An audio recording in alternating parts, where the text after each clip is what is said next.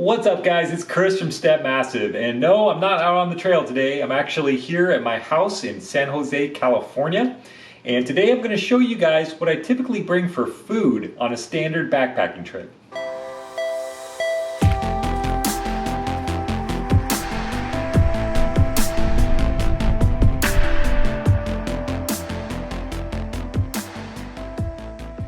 So I'm just getting ready to depart on a backpacking trip over to Yosemite National Park. Going to be doing a 4-day trip in just a couple days. And since I have all my food prepared for that trip, I thought I would show you guys what I typically bring for food when I'm out backpacking. Because I do get that question a lot from friends and coworkers and family members.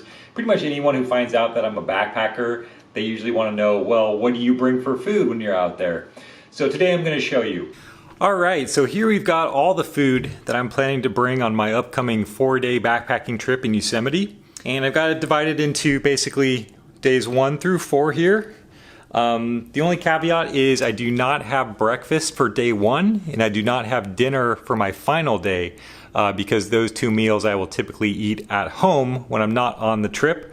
And then also on day 1, which I have right down here, I have not included my main dinner because usually on the first day of a backpacking trip, I'll stop somewhere on the way to the trailhead and get some kind of fast food, maybe some burritos from Chipotle, or I'll stop at In-N-Out, get some burgers or something like that.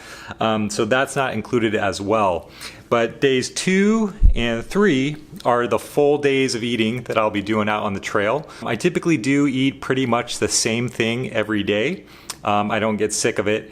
And you know, backpacking food is not the healthiest food out there. I try to eat as healthy as possible when I'm on the trail, but I don't really eat any vegetables when I backpack.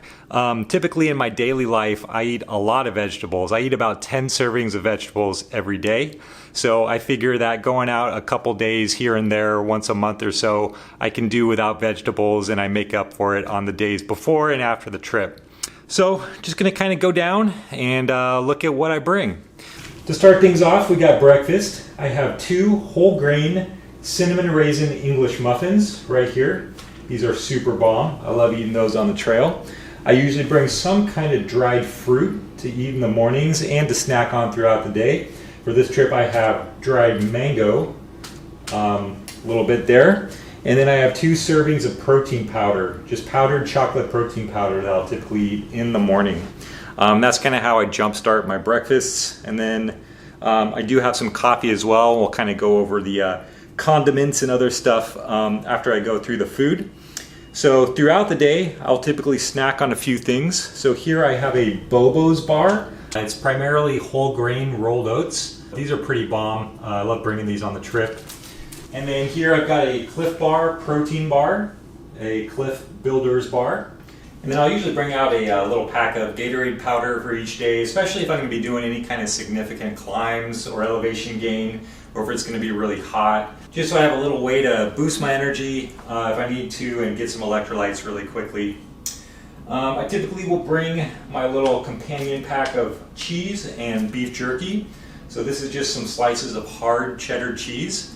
It'll stay pretty well for at least 4 or 5 days, even if it's pretty hot out. As long as the cheese is sharp cheddar, should do good. And then I've got a little bit of just generic beef jerky, a couple ounces. For my main dinners, I usually have a Packet Gourmet dehydrated meal. This one is the Big Easy Cajun Gumbo, which is one of my favorites. And then for the second night, I'll have Dottie's Chicken and Dumplings. These are probably my favorite 2 Packet Gourmet meals to have while out on the trail, so that's pretty easy. Just add some boiling water, good to go.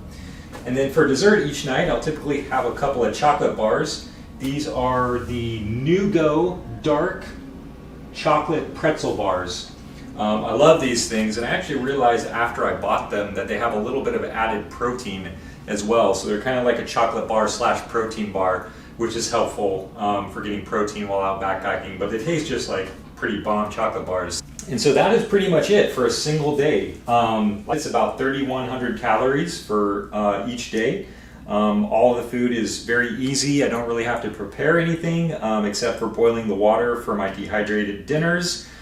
Pretty much everything else is just grab and go. I do need to mix the protein powder in the morning in one of my water bottles, but that's pretty easy. And that's kind of how I designed this menu for me, is I don't want to be fiddling with stuff. I don't want to be taking stuff out of packaging. I don't want to cook stuff. I just want to be able to grab my food, get my energy when I need it, and keep hiking. So that's how I kind of designed this sort of template for my backpacking trips. So this has about 0.8 grams of protein per pound of body weight. That's a lot. That's probably more than most people need, unless you are, actively doing some weight training, like I am, which is why I'm bringing out a little more protein. And then it's a pretty low fat menu as well. I think I have under 30% of the calories coming from fat, and then everything else is carbs.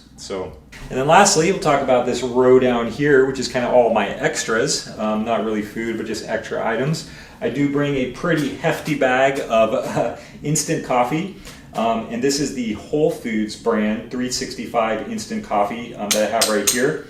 Do not bring this glass jar, I just put it there to show you. I put the coffee into a Ziploc bag.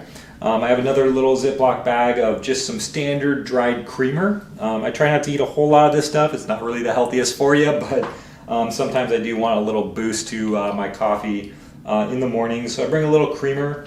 Sometimes I'll bring these a little extra. I don't even know what brand these are. The packaging is not even in English. It's Maxim. It's another kind of just dried instant coffee, and it's got some sweetener built into it. So if I want a little, flavor, shake things up from the standard instant coffee, I might have 1 or 2 of these in a cup in the morning. And then I bring these electrolyte tablets here, 1 per day. This is the Noon electrolyte tablets. This is the cherry lemonade flavor, which is my favorite flavor. 1 of these per day. It's got a pretty good boost of electrolytes. Also got a little dash of caffeine in it, so it's always important to refresh your electrolytes. If you've been out hiking on a long day, you're sweating a bunch, it's really hot out, and you want to maintain your levels and your energy. So I always bring at least 1 electrolyte tablet per day, in addition to the electrolytes in the Gatorade packs. Just making sure I got all that covered. And then I'll usually bring just a couple little emergency packets with just some extra vitamins and some vitamin C. Sometimes it helps to flavor the water too. Maybe if you're filtering water from not the freshest source and it doesn't taste that great, just another way to kind of add some flavor to the water so it's easier to drink. And then you get a little bit of additional electrolytes, some vitamins, and that vitamin C. And then for evening time, I do bring a couple just packs of non-caffeinated tea. It's just some herbal tea, usually some chamomile or some other flavors. And I always like to have some extra tea, just if I'm chilling at camp at night. And that is pretty much it. That is everything that I bring on a standard trip. And then depending on where I'm going, if I'm going into the Sierras, like on this trip, where I'll be going into Yosemite National Park, I will be packing all this stuff into my bear canister. This is the Bear Vault 500. And I can just about pack a full 4 days of food in here. Anything more than that, it might start to get a little bit challenging. I do tend to bring maybe a little bit more food than your average hiker. And in my opinion, a lot of backpackers actually don't bring enough food on their trips. But for me, it can get 4 days of food packed in here nice and snug.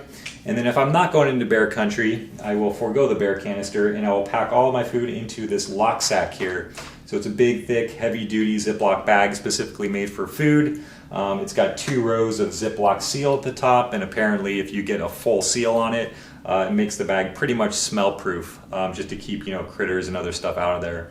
And if I was ever going into grizzly bear territory or brown bear territory, which I have not yet done, but I do have a trip planned this summer in Canada where I'll be going into grizzly territory, I would probably put my food into the lock sack and into the bear canister, just to make sure that all of the food is as scentless and safe from bears as possible.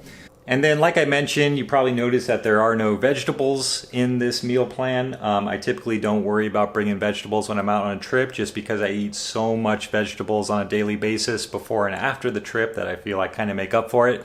But if you were interested in bringing some vegetables, or if I was trying to get more vegetables into my diet, I'd probably bring something like a green food powder like this.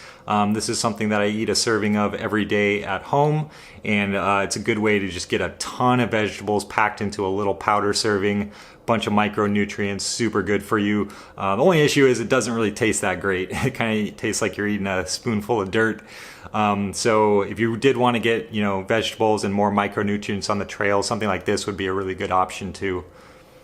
So there you have it, guys. That's typically what I bring on a standard backpacking trip and what I'll be bringing out with me to Yosemite this weekend. I will be making a video of this Yosemite trip. I'm going out to the Grand Canyon of the Tuolumne River area up in Tuolumne Meadows. So as soon as that is published, I'll also throw a link to that video down below. If you have any questions about anything I bring, any suggestions, any questions, comments, please leave a comment down below. And as always, thanks for watching, guys, and I'll check you out on the trail.